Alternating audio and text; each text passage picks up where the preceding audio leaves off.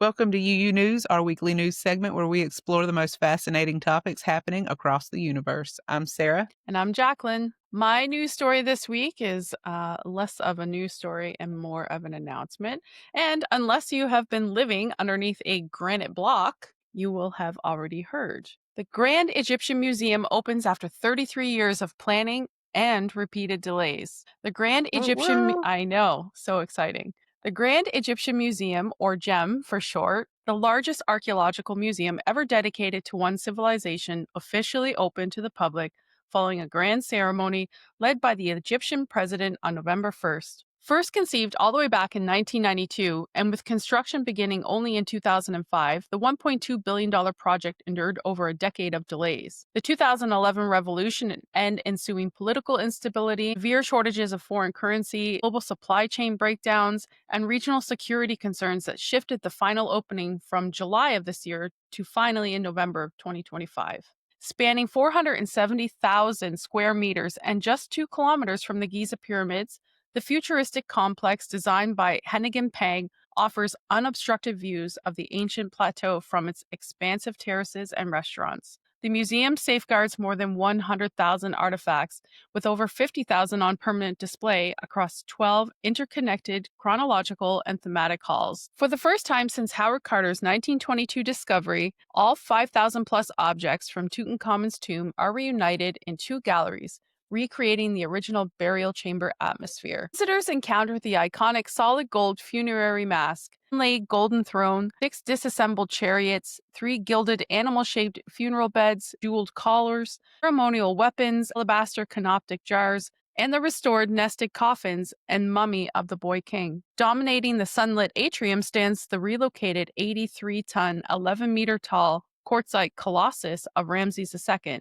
Other highlights include the meticulously restored 43-meter cedarwood Khufu solar boat displayed in its own pavilion, a monumental kneeling granite statue of Queen Hatshepsut, Akhenaten's elongated sandstone portrait head, a 4,000-year-old preserved crocodile mummy, and the gold-plated remains of a young princess. Hundreds of colossal statues, obelisks, painted reliefs, and stelae rise dramatically along the 6-story grand staircase, creating a visual timeline of pharaonic power. A new elevated pedestrian walkway now connects the museum directly to the pyramid plateau, enabling seamless transitions between the museum and the monuments themselves. State-of-the-art features include interactive holograms, augmented reality tomb reconstructions, and multilingual AI-guided audio tours. Tickets are starting at just $9 USD for adults and are available exclusively online. Daily attendance has already exceeded 20,000 people. Scholars and UNESCO partners hail the climate controlled facility as a revolutionary leap for Egyptology and the long term preservation of humanity's shared heritage. And let me just say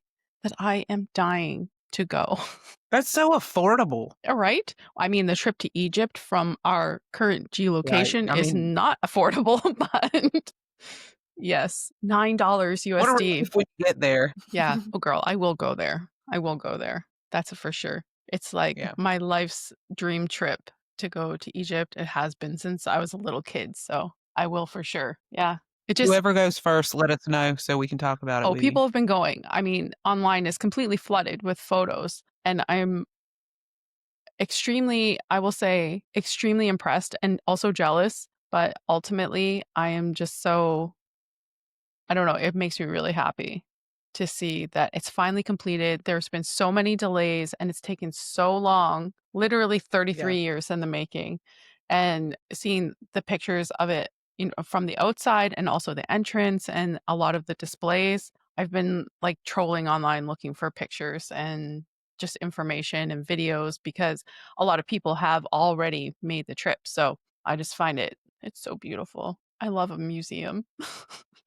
If things like that, seeing things like that makes me very emotional. So I'm one of those Yeah. nerdy people that really, really gets touched by seeing something that has been so carefully and lovingly preserved. And then to have it Yes. presented in such an artistic way just gets me right in the heart. So, right in the feels. So, There's our past. yes, honestly, I'll have to go there with a purse full of tissues because I will weep like a child, Be a blubbering mess. as I do when I go to places like that.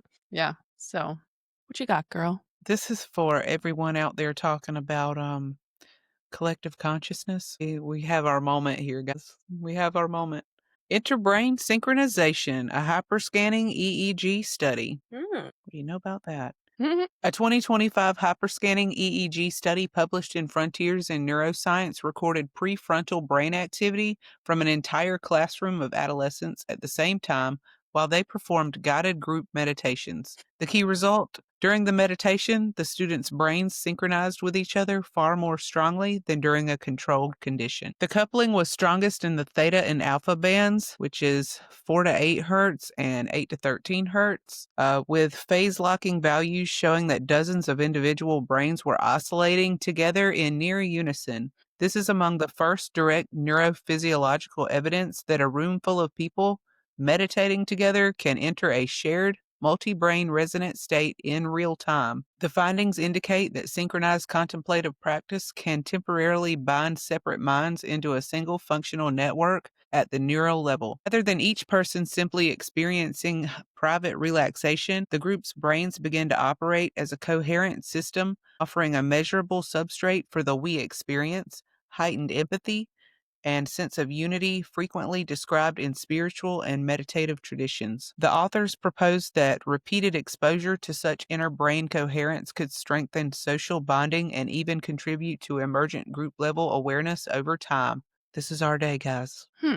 This is our day. I find it interesting that they cite it as, like, the first tangible, recordable evidence of this because I feel like every one of us, I mean, maybe not everyone, but I have frequently felt this. Like, if you've gone to a concert, you know what I mean? Or Yes. even yeah, like, or even in a room full of people where you're very close with a couple people and you all look at each other at the same time. You know what I mean? Like, I feel like Yeah. we've all experienced in some way that interconnectedness or the we experience as they quote it here, to quote the article. I feel like, okay, cool. Like we're finally recording it, but didn't we already know that this was possible, But it's Right. It reminds me of like what we observe in twins sometimes where, one breaks their leg and the other one just knows for no good reason right. that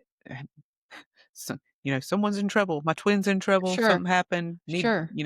We've observed this, but we've never been able to prove it in a scientific setting before. And I think that Um, this method, like, in terms of, like, group meditation is a good way to gather that yeah. information because I think with a little bit of training, especially young, flexible minds, a little bit of training and understanding of the meditative process could certainly, like, bring that situation about. So it's really cool that they're recording it and that we get the tangible evidence of things that people like me and you already Right. know exist.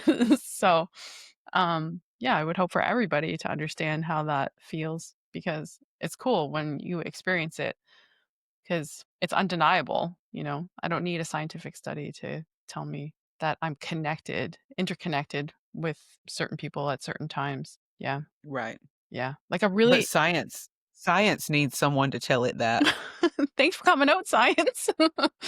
Yeah. Thanks. We've been waiting on For you. welcome to the party. Yeah, it's cool. Like, you ever been to a concert and, um, like, whatever type of music you're into, it's not I wouldn't say that one type of music or another makes this more possible, but something that you're really into. So you go to the concert and you literally are a part of the room. Maybe not the whole time, but at certain times and certain songs or certain melodies, ones that are more popular with the crowd in general, that you look around and you're like, "Oh my god, like we're all in this right now." Like it's just a Yeah. feeling that you get, like a feeling of unity and interconnectedness, literally. So, yeah. Well, the person next to you is you in that moment, you know? Right, right. They bought their ticket, they drove here, they are experiencing this possibly once in a lifetime experience, and you know that it is something sacred. Yeah, So,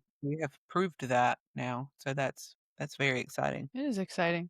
I feel like it took us a long time to get the proof, but nonetheless, I'm Yeah, grateful. it should not have taken this long. This is Nonetheless, I'm grateful. So that's gonna be it for the news this week. If you have an interesting story that you'd like to see us cover, you can drop it in the comments below. We just want to take a minute to wish everyone a happy Thanksgiving if you celebrate Thanksgiving. We hope you eat lots of turkey and get some relaxation time and hopefully see some people you love. And remember that Universe Unveiled puts out new episodes every other Wednesday and this news segment every Sunday at 11:11. Thanks, everyone. Thanks everyone for watching. Bye. Bye.